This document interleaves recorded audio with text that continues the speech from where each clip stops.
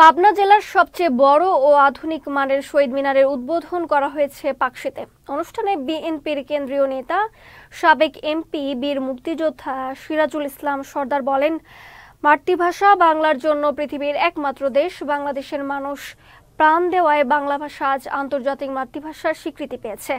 বুধবার সকালে পাকশী রেলওয়ে বিভাগীয় অফিস চত্বরে অনুষ্ঠানের উদ্বোধন করেন পাকশী বিভাগীয় রেলওয়ে ব্যবস্থাপক শাহ সুফি নূর মোহাম্মদ।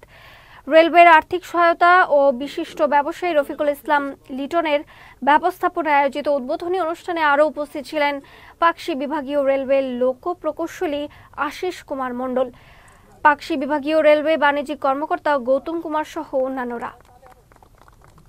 সারা পৃথিবীতে ভাষার জন্য জীবন দিয়েছে একমাত্র বাংলাদেশের বাঙালিরা ছাড়া পৃথিবীর অন্য কোনো ভাষাভাষীর মানুষ নাই যে বাংলা বাঙালিরাই এই দায়িত্বটা পালন করেছে এবং সকল মাতৃভাষার প্রতি তারা সম্মান প্রদর্শন করে বাংলার কারণেই আজকে এটা আন্তর্জাতিক মাতৃভাষা দিবস হিসাবে চিহ্নিত হয়েছে।